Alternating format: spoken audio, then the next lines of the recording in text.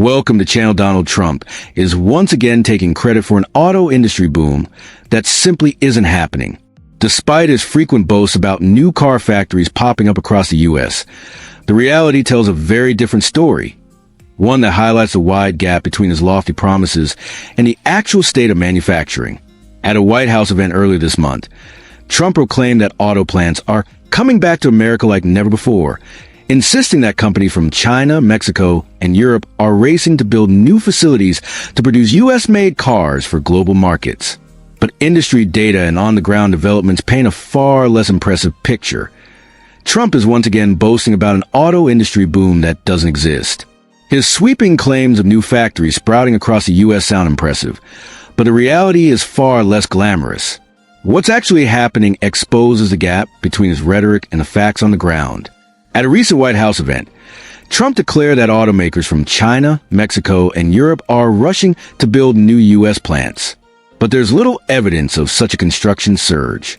Instead, companies are making tactical adjustments at existing facilities, driven by Trump's tariffs and his hostility toward electric vehicles. Industry experts are blunt. Sam Fiorani of Auto Forecast Solutions says what we're really seeing is underused plants being repurposed for products once imported. There is no boom in new builds. Nissan's decision to ship production of Rogue SUVs to Tennessee and Mississippi illustrates the point. This isn't new construction. It's a defensive move to dodge Trump's 15% tariffs. Even more telling is the retreat from electric vehicles. Instead of expanding clean energy production, automakers are scaling back on EV commitments and pivoting back to gas power models. General Motors, for example, retooled a Detroit area plant this year for pickup trucks and Escalades, reversing a multi-billion-dollar plan made under Biden to build EVs there. The data is even more damaging to Trump's narrative. Consultancy Alex Partners found that automakers invested about $21 billion annually during Trump's first term. Under Biden, that number nearly doubled to $38 billion, much of it tied to EV and battery production. Federal incentives from the Bipartisan Infrastructure Law and Inflation Reduction Act fueled a genuine manufacturing boom. Atlas Public Policy reports that more than half of nearly $29 billion in new auto investments came after Biden signed the IRA in 2022, with three-quarters already under construction or in operation by late 2024. Treasury data confirms the trend. Manufacturing construction spending has doubled since 2021. Yes, some projects have faced delays, but the scale of investment dwarfs anything seen under Trump. Experts emphasize that Trump couldn't possibly be responsible for major new plants so soon.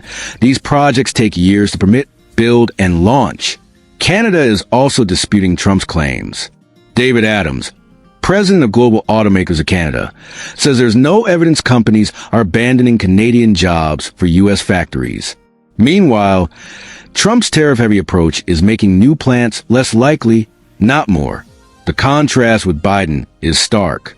Biden's policy spurred $199 billion in EV-related investment, creating nearly 22,000 electron-volts jobs and almost 1 million more across the broader economy, many in Republican strongholds.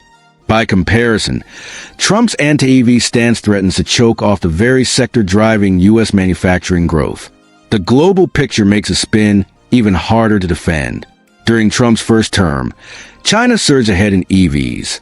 Under Biden, U.S. EV investment has actually outpaced China since 2021.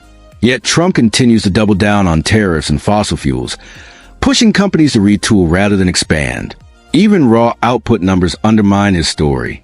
U.S. auto production is up only 4% this year, still below the decade's average. Meanwhile, industry groups are warning his tariffs will raise costs and hurt consumers. The bottom line: the real auto investment boom happened under Biden, fueled by clean energy incentives and federal support. Trump's claims of factory surge are political theater, relying on repackaging defensive corporate moves as triumphs. Far from leading a renaissance, his policies risk stalling the very progress he's trying to take credit for. Just as in other areas, Trump's sweeping claims about the auto industry fit a familiar pattern of exaggeration and distortion. His boasts of manufacturing resurgence collapse under scrutiny, with industry data and expert analysis consistently telling a different story. This ongoing gap between rhetoric and reality raises serious doubts about Trump's credibility on economic policy. When political promises diverge so sharply from industrial reality, American workers and consumers deserve clarity about what's truly happening.